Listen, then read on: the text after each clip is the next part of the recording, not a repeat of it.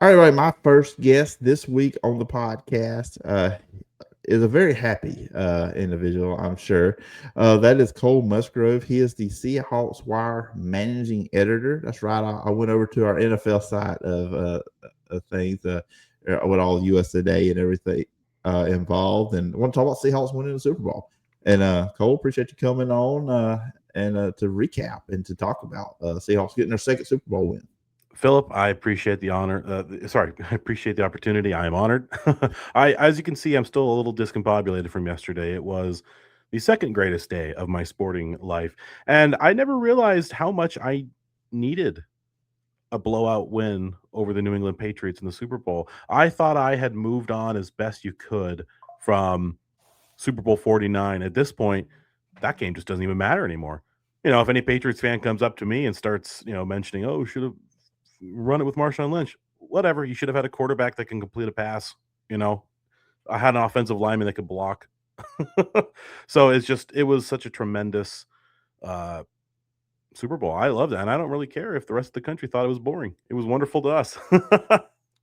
Yeah, and I saw people on social media posting about the game last night, and I'm like, when you're spoiled for all these great high scoring Super Bowls, and Yeah. I said, if you want that, go back and rewatch the NFC Championship game, because to me that was the championship game in my Mhm. opinion. Those were the best two teams in football.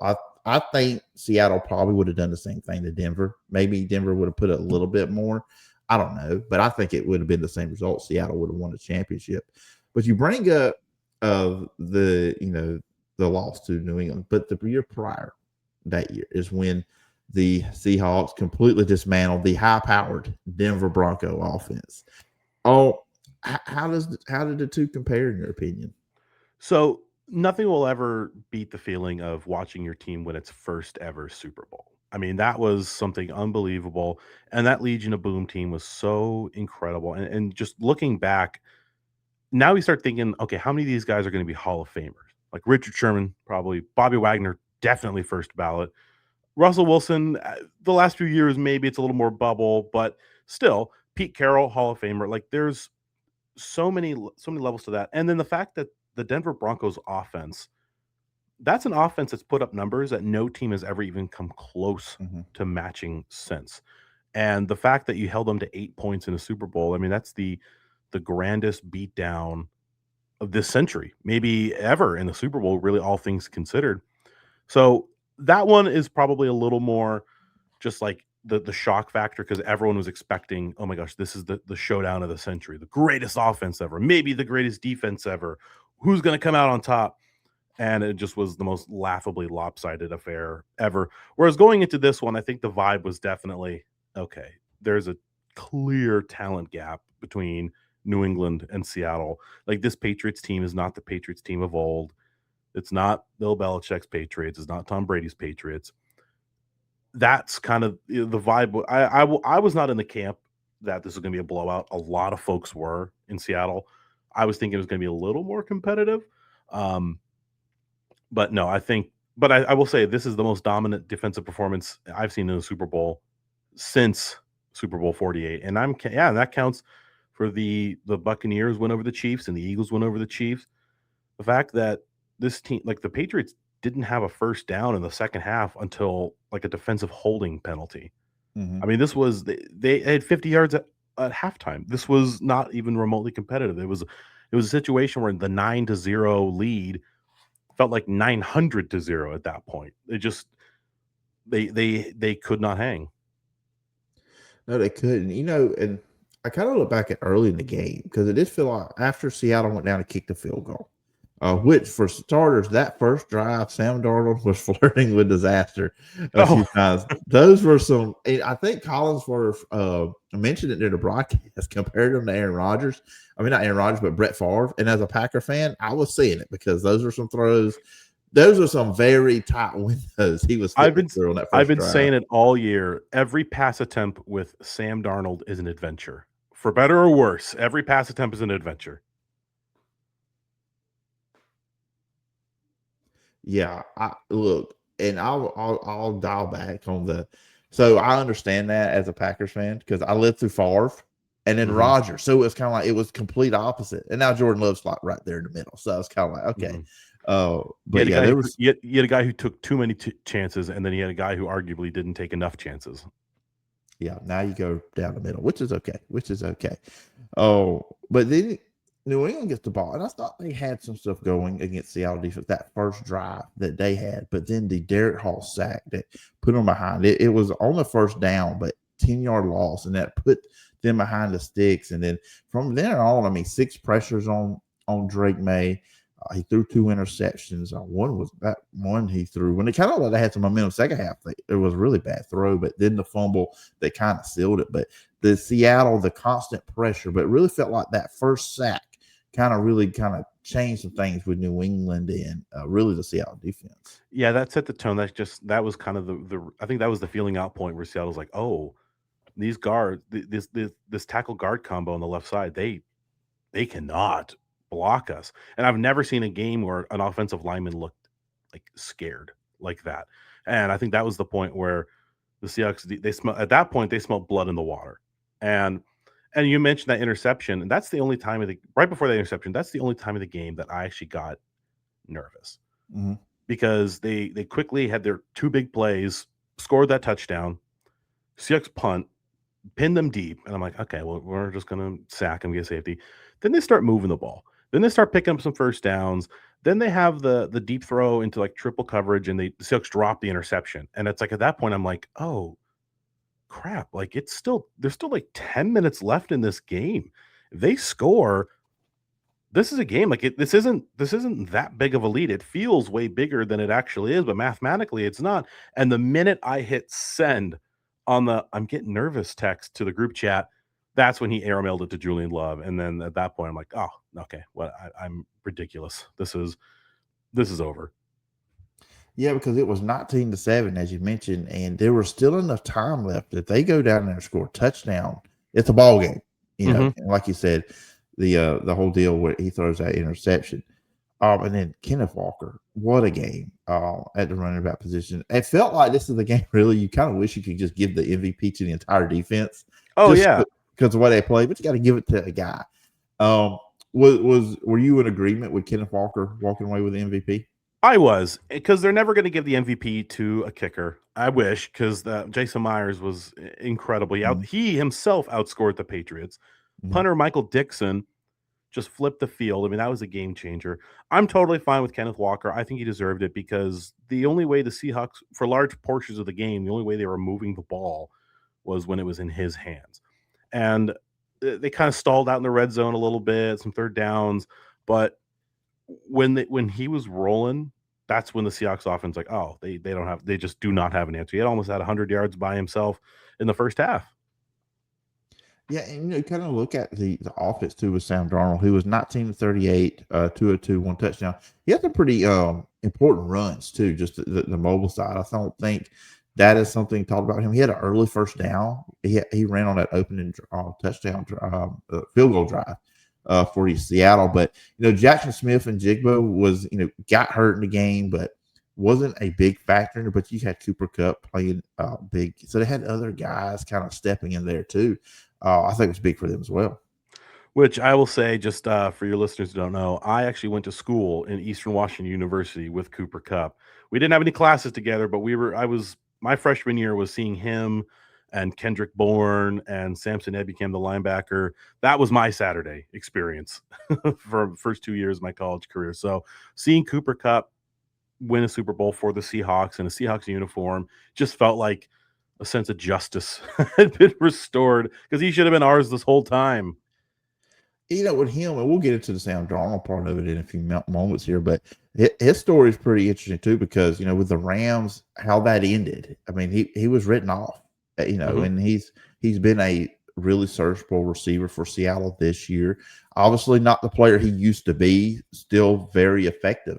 And that's part of this Seahawks team is a really good story overall, just rebuilding a franchise after Pete Carroll and Russell Wilson are gone. The Geno Smith of it all with him, bringing in Sam Darnold story. Just the whole team is just kind of littered with just a great story close this NFL season. Absolutely. And this the Cooper Cup situation here in Seattle, it feels he has much more of an impact than the stats will Mhm. show you. The stats will show you, oh, only 2 touchdowns and career low in yards as a full-time player. He just what there just wasn't many opportunities for him this season, and that's because one, the Seahawks were just so efficient on offense. They were run first, and two, Jackson Smith and Jigba stole the show. Mhm. So and again, this isn't a pass first offense. This is not the Rams. This is not some air raid situation. And quite frankly, I hope Cooper Cup's back.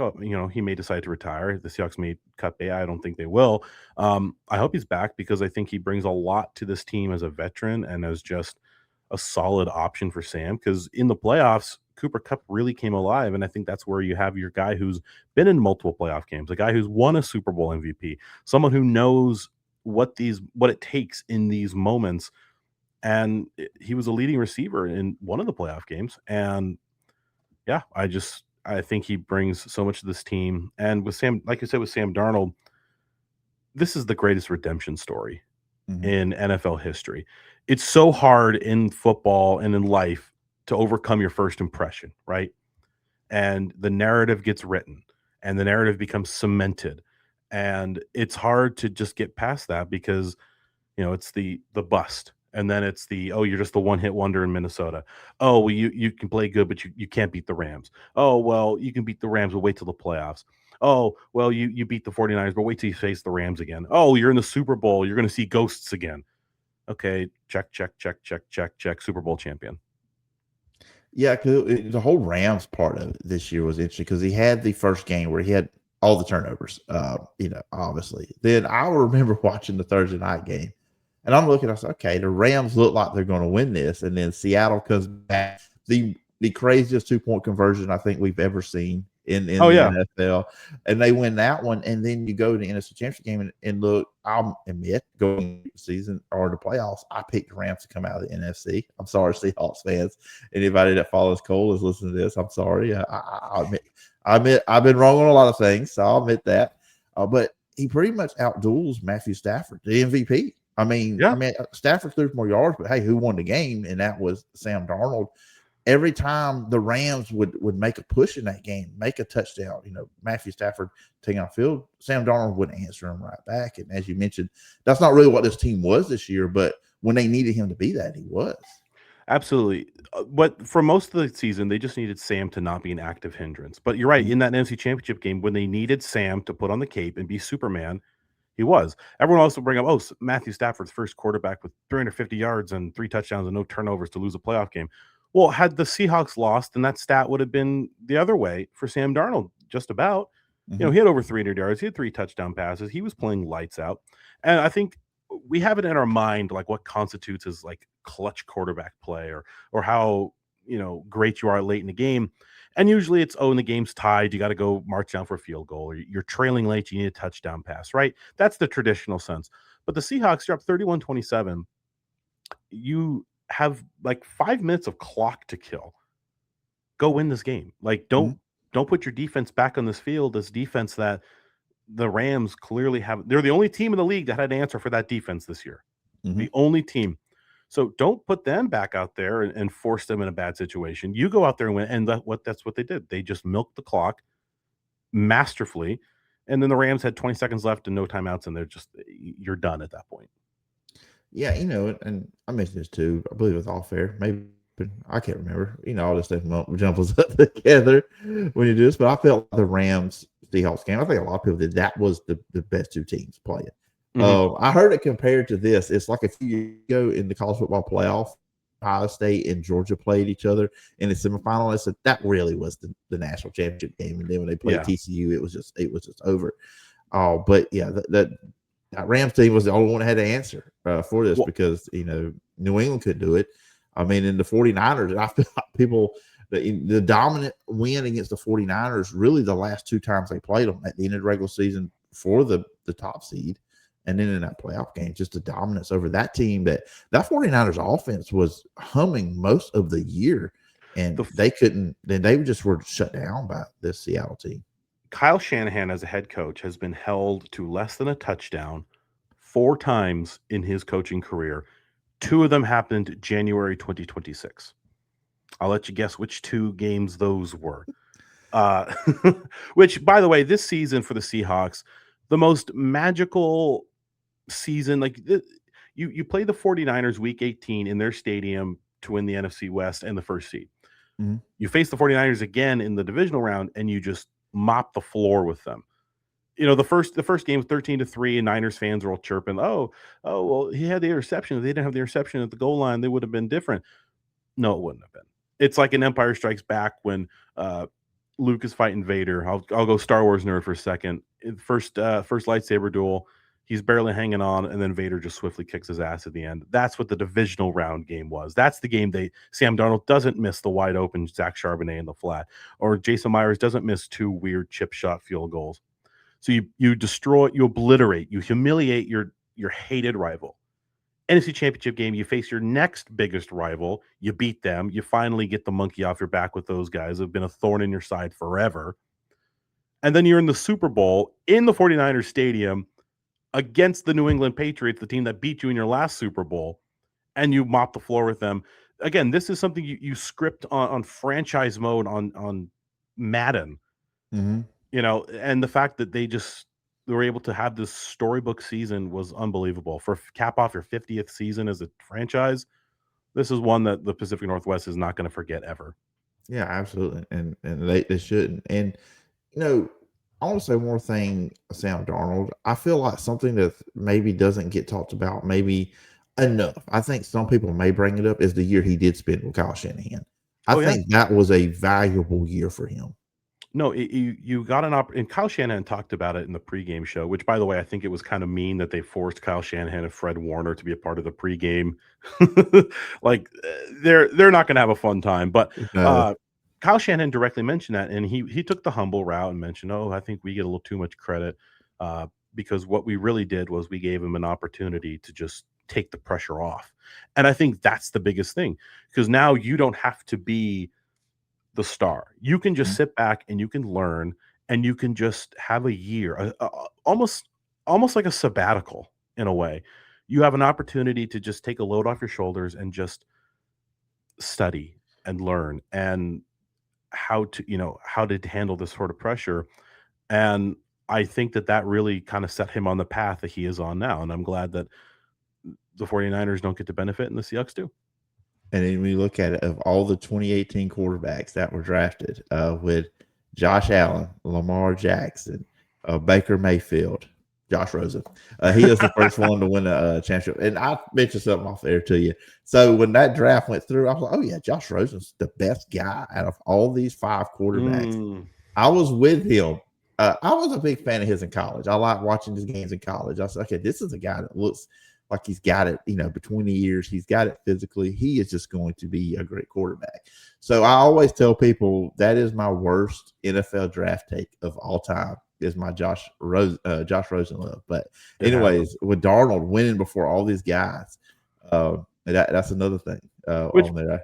Which, for just to go on Josh Rosen for a second, clearly smart kid, or smart kid, same age, smart guy.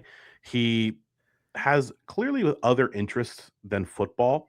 And it's kind of the point why when every draft season, the NFL GMs and during the scouting combine and the draft process always catch flack because they're poking and prodding and asking if you have any other interests or anything.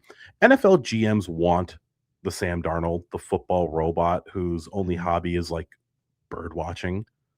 Like they want that guy, and they don't want the quarterback like Josh Rosen who has other interests, or like Andrew Luck, other interests, because they want somebody just totally freakishly devoted to football. So, real quickly before I let you go, last question. Of course, after Clint Kubiak, offensive coordinator, now it's pretty, that he's going to be the next Raiders head coach. How do you see that looking forward for Seattle? Well, it's unfortunate. I was kind of hoping that there was a world where Clint stayed, because he was linked heavily to the Falcons. And when they went with Stefanski, it's like, okay, all right. We know he's not going to leave us for Arizona. We know, and Baltimore went with Jesse Minter and the Giants went with Harbaugh. and then the Steelers went with McCarthy. So all these like clearly good programs started just hiring away coaches, and jobs kept going away. And then it just became too linked to the Raiders. And I understand leaving for them because you have the number 1 overall pick. You got $90 million in cap space. You got Tom Brady in your corner. Like, you have an opportunity, really a blank slate. You can make the team in whatever image you want. Mm-hmm. So I get that leaving. I'm a little disappointed. I'm thinking 2 names to keep an eye out for Seahawks' next offensive coordinator. One is in-house. One of the guys, Justin Oten. He's the run game coordinator. He was previously the Broncos offensive coordinator in 2022, so he has experience with that. I could see that maybe, you don't follow Clint Kubiak to Vegas, because why go be his offensive coordinator when you can be an offensive coordinator here in Seattle when it's a much more finished product and you get to be the one who calls the plays. Mm-hmm. So if they're going to stick with the in-house guy, which at this point you might as well, because that's the curse of winning the Super Bowl here, is you've missed out on all the best candidates because all the other teams have gotten it because they're not in the Super Bowl. So for sake of continuity, I could see them hiring him. The other name to keep an eye out for outside of the Seahawks, a guy named Mike Kafka. I believe he's now on staff with the Detroit Lions. He was the Giants offensive coordinator and then their interim head coach this year. Mike Kafka was interviewed, I believe, twice, at least once, with the Seahawks when they were looking to hire their next head coach. And they even requested permission to interview him for the offensive coordinator position, and the Giants denied it. So that's a guy that John Schneider clearly likes and sees something in. And I could see them trying to go with him if that works out with Mike McDonald. But I think they're probably going to stick with in-house hire. Yeah, that is always the bad thing in a way. When you win a championship or you just have a deep run, you miss out on all the other. And every other team poaches your guys. Yeah, so it's kind of like you're losing guys, but you don't have the options to replace them. Aren't really a lot. So that'll be interesting. And wow, it's just can't believe the NFL season's over. But as you know, I think college and professional football, there is no off season. It continues. It's a year-round sport. It is. The calendar is full with football. So it is going to be good. But Kole, appreciate you coming on. First time getting to chat with you. Appreciate you coming on the show. If the listeners or viewers want to follow along, where can you find you and all the stuff you're doing? Absolutely. So you can find me on SeahawksWire.com. That's my primary source of getting my app sessions out there. I also have a podcast called Emerald City Radio. You can find that on Apple, Spotify, wherever you find your podcasts. And of course, follow me on Twitter at Kole Musgrove 23. I still call it Twitter. I'm the only guy who does that still. But yeah, that's where you can find me. It is still Twitter for me. I feel weird just typing X when I'm telling people about it. It's just what is it? It's weird. Like, it's Twitter has become so, like, the way Kleenex and Google has become so ubiquitous, right?